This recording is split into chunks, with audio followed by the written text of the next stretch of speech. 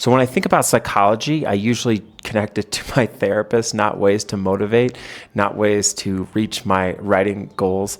But I've set some really big writing goals recently, which I'll share here at the end of this video.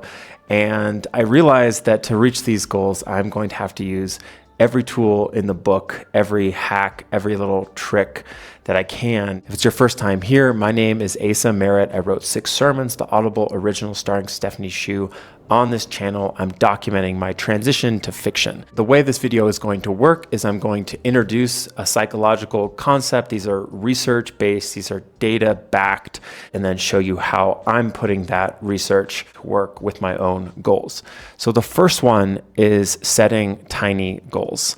And by tiny, I mean tiny. Goals so small that you really don't have any excuse to not reach them. So the advantage of this from a psychological point of view is that it's easier to start. There's less friction in terms of getting down to the desk, getting started.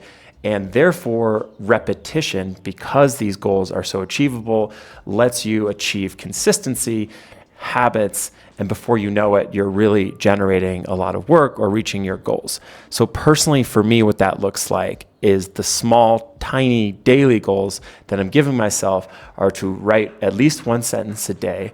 That's to say, sit down and write, just show up. The second one is to read 2 short stories a day. So this whole goals, where I'm at as a writer is I'm trying to build a career as a short story writer, 2 stories a day. This is super achievable. I can sit down to write just a little bit and read 2 short stories a day in an hour. And if I can't give an hour to this, what am I really doing? So for me, those are my tiny goals that I'm putting into practice.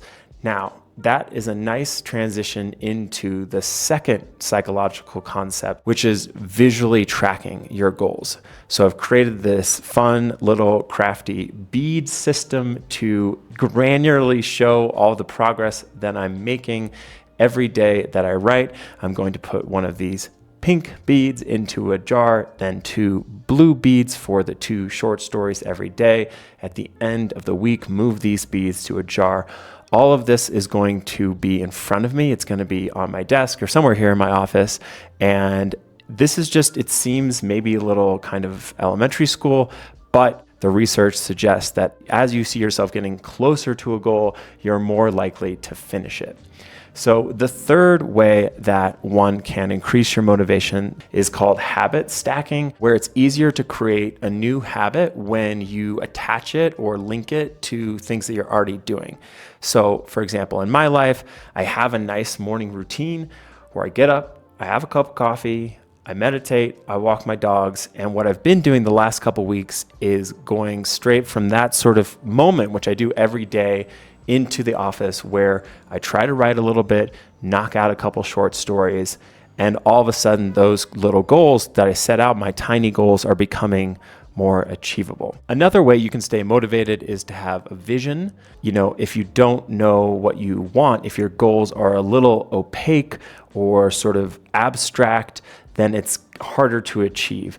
So the idea here is to have a clear image or idea of where you want to be after you reach your goals. For me, I have a certain idea of what a career might look like as a short story writer.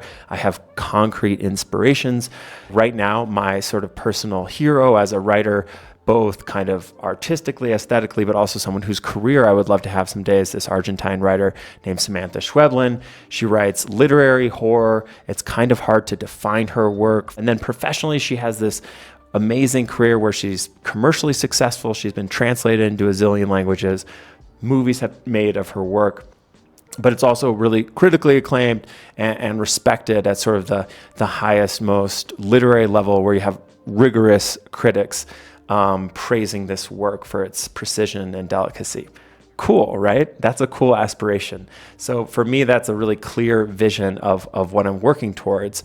And it's an ambitious vision. And that vision might change. I might find myself wanting a different sort of arc for myself.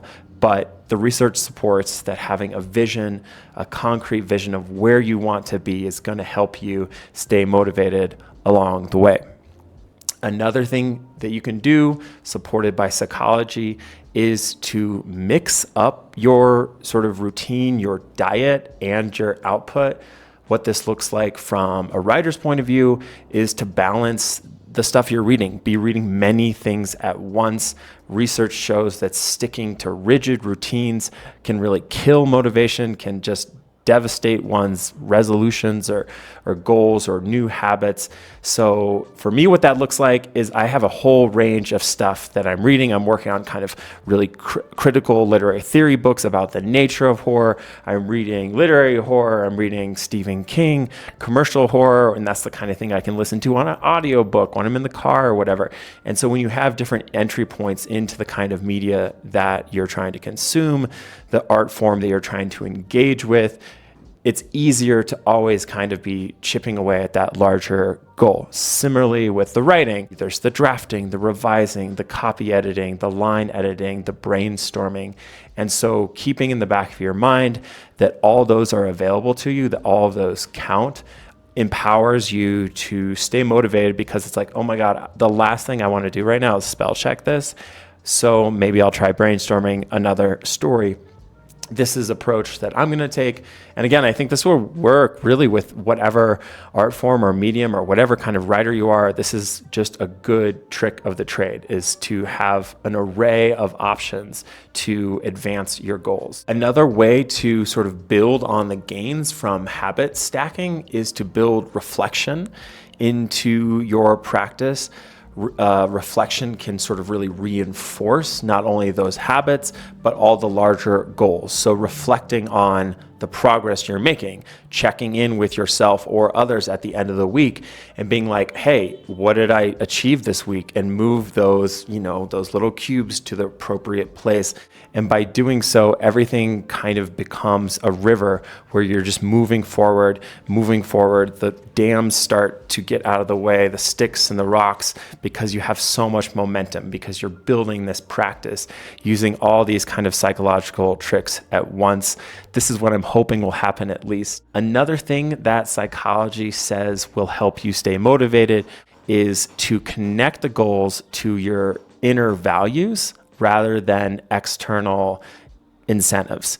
So this one I think is going to be really hard for me. What this means specifically is like, okay, if I want to read 3,000 short stories and become a published short story writer and pursue that professionally, what needs to motivate me is not the potential income, the sort of laurels, the kind of ego affirmation of being like, oh, I'm a professional writer. Like those are all external things.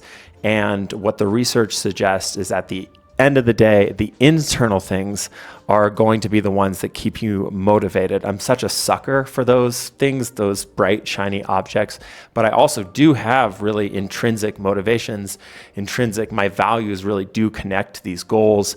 I believe in literature. I believe that pursuing a life of letters will make me a better partner, a better father. I think that pursuing this path is a way in which I can kind of marshal my abilities and position in this world to affect change.